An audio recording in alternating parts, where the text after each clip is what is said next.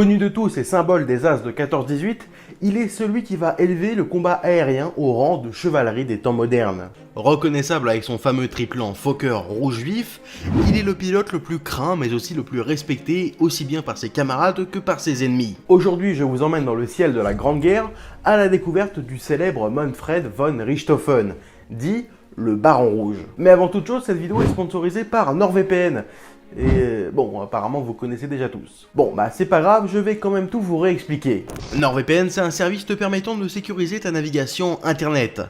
Il est disponible sur Windows, Linux, Mac, Android, iOS et même sur des Smart TV. Avec ses 5500 serveurs répartis dans 60 pays, NordVPN te permet d'accéder sans risque à tous les contenus bloqués dans ton pays. En effet, avec NordVPN, tu peux avoir accès aux vidéos YouTube bloquées dans ton pays ou encore au catalogue Netflix ou Disney+ de n'importe quel autre pays. Ouais, avec NordVPN, tu peux même mater le dernier Avenger sur Disney+.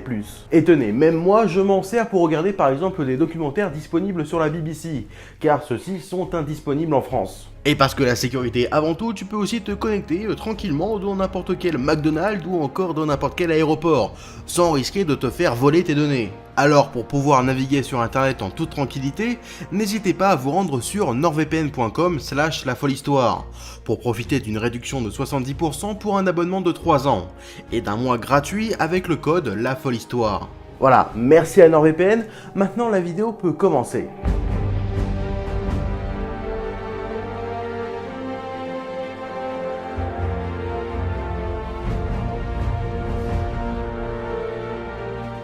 Manfred Albert von Richthofen voit le jour le 2 mai 1892 à Breslau, dans la province de Silésie, au sein de ce qu'était l'Empire allemand. Manfred a la chance de descendre d'une ancienne famille aristocratique. Bon, c'est clairement pas la plus riche, mais il jouit quand même d'une enfance assez aisée. Il passe la plupart de son temps à jouer dans les vastes prairies de la Silésie et prend goût très tôt à la chasse et à l'équitation. Une anecdote raconte qu'à l'âge de 11 ans, il escalade le clocher d'une église pour y accrocher un mouchoir sur le paratonnerre de ce dernier. Il ne semble pas craindre le vide et ce passage résonne comme un signe annonciateur de ce que deviendra le jeune Manfred. À l'adolescence, il suit la voie de son père et entre à l'armée, à l'école des cadets. Son père est un ancien capitaine des cuirassiers prussiens et à cette époque, les familles aristocratiques, dont descend Richthofen, sont très attachées à la tradition militaire. L'Empire allemand est en effet une jeune nation guerrière, qui s'est fondée grâce aux guerres et a sans doute la plus connue, la guerre franco-prussienne de 1870, qui voit à l'issue de celle-ci, l'Allemagne s'unifier avec le rattachement de la Prusse à l'Empire allemand. L'aristocratie prussienne dans laquelle évolue Manfred le pousse alors, davantage par devoir que par envie, vers une carrière militaire. Ah, il le dit lui-même dans son autobiographie, ça le faisait clairement chier d'aller à l'armée. Mais bref, il se retrouve à l'école militaire et à tout juste 18 ans, il en ressort en tant qu'officier dans la cavalerie allemande. Ça peut sembler jeune, mais encore une fois, quand on est dans l'aristocratie prussienne, ça sert surtout pour se distinguer socialement. Vous voyez ça plutôt comme un rite de passage. Mais alors que Richthofen ne souhaite pas du tout faire carrière dans l'armée, un petit événement de rien du tout va bousiller ses plans. Le 28 juin 1914, un nationaliste bosniaque assassine à Sarajevo l'héritier du trône d'Autriche-Hongrie, François Ferdinand. Ce qui est perçu à l'époque vraiment comme un petit événement de rien du tout. La nouvelle n'a le droit qu'à un petit paragraphe dans les journaux français. Mais voilà, les tensions en Europe s'accumulaient déjà depuis un bout de temps, et cet acte est la goutte de trop, qui va mettre le feu aux poudres. Par un jeu des alliances, une sorte de machine infernale se met en marche, et ainsi les grandes puissances européennes se déclarent la guerre les unes après les autres. C'est le début de la Première Guerre mondiale. À 22 ans, Richthofen se voit alors obligé de retourner dans la cavalerie. Mais il constate rapidement que cette guerre ne ressemble à aucune autre, et se veut moderne. Et la cavalerie c'est assez old school, c'est vrai. Bon, autrement dit, ça sert plus à rien. Bah ouais, les grandes charges de cavalerie c'est bien sympa, mais on est en 1914. Et une charge de chevaux face à des mitrailleuses, ça a tendance à vite se transformer en abattoir à ciel ouvert.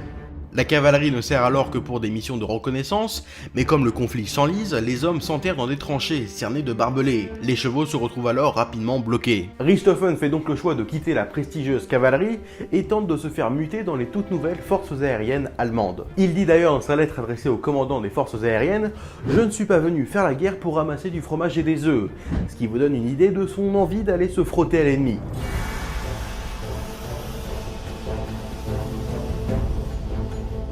Il débute alors sa carrière dans l'aviation en tant qu'observateur.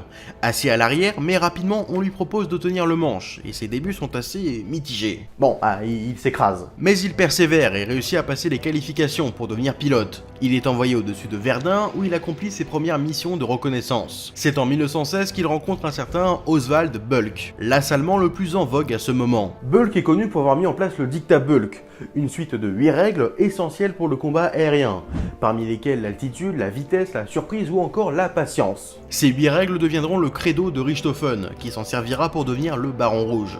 Mais avant ça, il ne faut pas oublier que l'aviation est encore quelque chose de très récent, qui n'en est qu'à ses débuts. Et pourtant, les innovations s'accélèrent. La guerre motive les hommes à redoubler d'imagination pour, sans cesse, trouver le moyen le plus efficace d'éliminer son adversaire. Et c'est du côté français qu'on s'active le plus. Dès 1909, donc bien avant la guerre, les Français se dotent des premiers avions de reconnaissance. C'est le rôle qu'occupera l'aviation pendant un certain temps. En effet, au début de la guerre, les avions ne servent qu'à repérer les positions ennemies pour le réglage d'artillerie avec l'apparition de la photographie aérienne. Mais rapidement, on leur trouve d'autres utilités.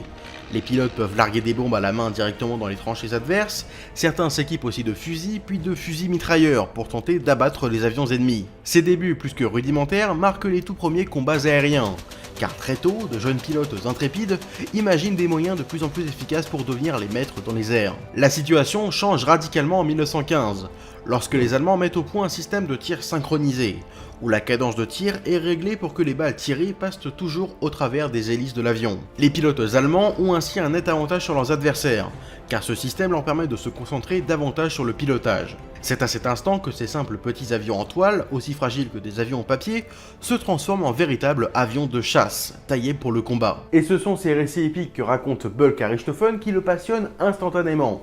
Pour lui c'est décidé, il veut devenir pilote de chasse. Et il fait rapidement ses preuves.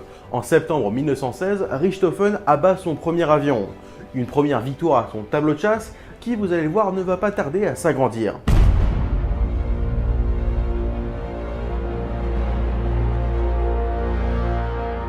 Rapidement, il devient l'as des as allemands, surpassant son mentor Bulck qui meurt peu après lors d'une collision avec un autre avion allemand.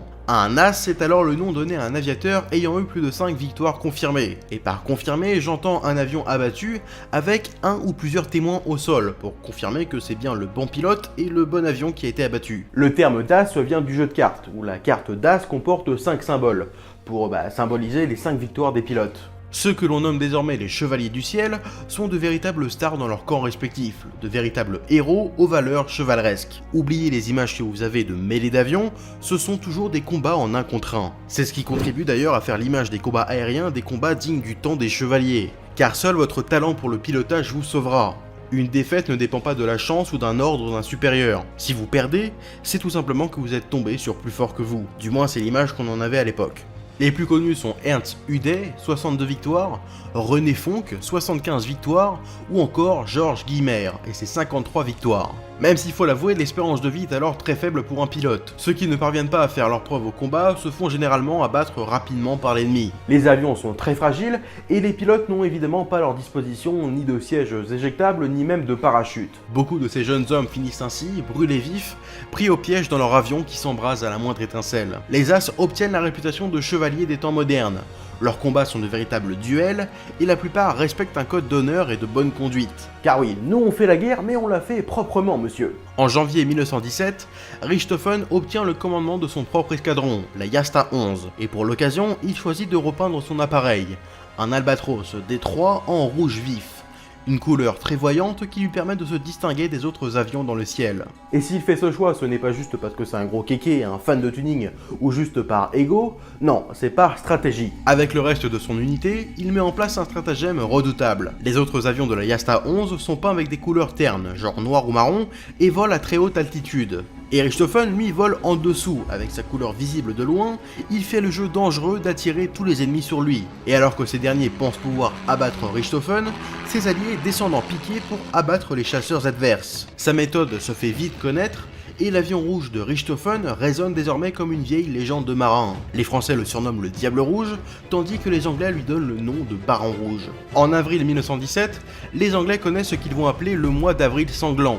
Pendant ce mois-ci, un tiers des pertes de la Royal Flying Corps, l'ancêtre de la Royal Air Force, sont dues à l'escadron de Richthofen, ce qui acheva de faire du Baron Rouge le pilote le plus craint de cette guerre. C'est au final toute la Yasta 11 qui va finir par repeindre ses appareils dans des couleurs toutes plus extravagantes les unes que les autres, si bien qu'elle commence à se faire surnommer par les Anglais le cirque volant. Mais ne vous faites pas voir par ce nom ma foi très sympathique, les pilotes de la Yasta 11 sont de véritables machines à tuer. Car oui, Richthofen n'est pas le diable rouge pour rien. Il est en fait totalement à l'opposé des valeurs chevaleresques que semblent défendre les pilotes. Il respecte certes ses adversaires, il est connu pour se battre avec courage et honneur, mais il est aussi connu pour prendre du plaisir à tuer. On raconte aussi qu'il est pris de fou rire lorsqu'il abat un avion. Il fait graver des gobelets en argent à chacune de ses victoires, et quand il peut, il se pose à côté de la carcasse de l'avion qu'il vient d'abattre pour y récupérer un souvenir, soit sur l'avion en y découpant son immatriculation, ou directement sur la dépouille du pilote tué. Et il écrit même: je suis un chasseur, et lorsque j'abats un Anglais, ma passion n'est assouvie que pour un quart d'heure. Il est froid, sans pitié, prend du plaisir à tuer, bref, il a un véritable instinct de tueur. Ce qui casse en effet un peu le mythe du chevalier du ciel.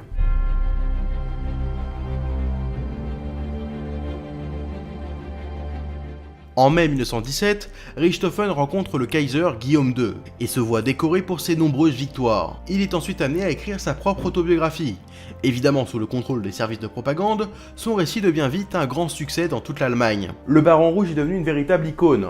On retrouve sa tête sur les cartes postales ou encore les timbres, et les lettres d'admiratrices affluent. En public, Richthofen se montre comme le héros de la nation, motivé par un patriotisme sans faille qui le pousse à tout donner pour son pays. Mais en privé, Richthofen commence à se lasser de cette guerre, qu'il trouve, comme la plupart des combattants, interminable. Il n'a plus la même fougue qu'à ses débuts, et sa lassitude lui fait prendre des risques inconsidérés, et notamment en désobéissant à plusieurs règles du dictabulk. Si bien que le 6 juillet 1917, alors engagé dans un combat aux côtés du cirque volant, il est gravement blessé à la tête. Son cerveau est atteint, mais il réussit malgré tout à poser son appareil, alors que sa blessure l'avait rendu à cet instant presque aveugle. Il est ramené dans un hôpital de l'arrière pour y être soigné. Au bout de 3 semaines seulement, et contre l'avis de ses médecins et des services de propagande qui veulent le garder en vie, il choisit de quitter l'hôpital et de retourner à son unité. Il est de retour au front, mais sa blessure ne le laisse pas indemne. Ses camarades constatent un changement radical de comportement. Il est silencieux, renfermé, irritable et est souvent pris de violents maux de tête. Ce qui ne l'empêche pas de reprendre du service avec un tout nouvel appareil. Il prend les commandes de ce qui deviendra l'emblématique Fokker triplan du Baron Rouge. Un avion qu'il n'utilisera au final que peu de fois comparé à son précédent, mais qui sera pourtant celui qui lui sera le plus associé. C'est avec cet avion qu'il abat son 80e et dernier appareil ennemi. Il devient ainsi le pilote ayant enregistré le plus de victoires de la Première Guerre mondiale. Quelques jours après, le 21 mars 1918, Richthofen survole le nord de la France. Il repère et prend en chasse un avion britannique. Mais il est lui aussi à nouveau rattrapé et pris en chasse par un autre britannique. Il enfreint alors une règle du dictabulk et s'isole du reste de son escadron. D'autres tirs fusent autour de lui.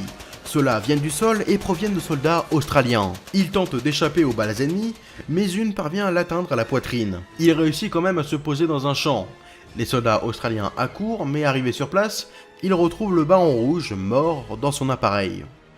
Va alors débuter une petite querelle entre Britanniques et Australiens pour savoir qui a touché mortellement Richthofen. Et bon, encore aujourd'hui, on n'en sait rien. Mais bref, c'est ainsi que meurt l'as des as de la Grande Guerre à seulement 25 ans, après avoir créé l'un des plus grands mythes de l'histoire de l'aviation. Les Alliés ont tellement de respect pour cet adversaire de légende qu'il est enterré avec les mêmes honneurs que pour l'un des leurs, ce qui témoigne de l'admiration et de l'esprit chevaleresque dont faisaient preuve ces aviateurs. Le commandement du cirque volant sera repris peu après par un certain Lothar von Richthofen, son frère, lui aussi pilote de chasse, avant d'être repris en tout dernier par un autre pilote, un certain Hermann Göring, que vous connaissez sûrement puisqu'il deviendra l'un des plus hauts dignitaires du Troisième Reich. Et il se servira d'ailleurs beaucoup de Richthofen pour sa propagande.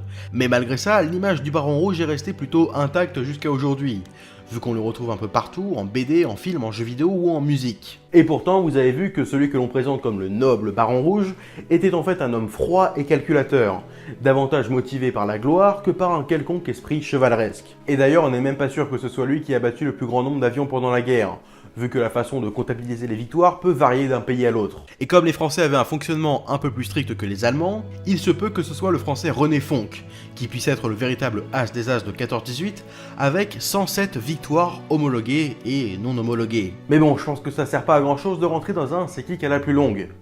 liste de victoires. Chacun de ces pionniers, âgés pour la plupart d'à peine 20 ans, ont à leur manière chacun une histoire passionnante, qui a façonné l'histoire de l'aviation. Alors oui, le Baron Rouge est devenu un mythe que s'est forgé Richthofen, un mythe qui a réussi à perdurer jusqu'à aujourd'hui. Le Baron Rouge n'était que le héros légendaire d'une vision romantique que nous nous sommes faite de cette guerre du ciel. Même si celui que nous connaissons sous le nom de Baron Rouge était bien différent de qui était le vrai Manfred von Richthofen. Merci d'avoir regardé cette vidéo, pensez à cliquer sur le lien NordVPN, ça m'aide beaucoup, et puis bon, si vous voulez l'utiliser, n'oubliez pas le code promo. Pensez aussi au like, au commentaire, à vous abonner, à me suivre sur Twitter, encore Instagram, à me soutenir sur Utip en souscrivant à la chaîne, vous êtes de plus en plus nombreux, normalement vos noms s'affichent quelque part en haut, et bon, je vous donne rendez-vous dans de prochains épisodes.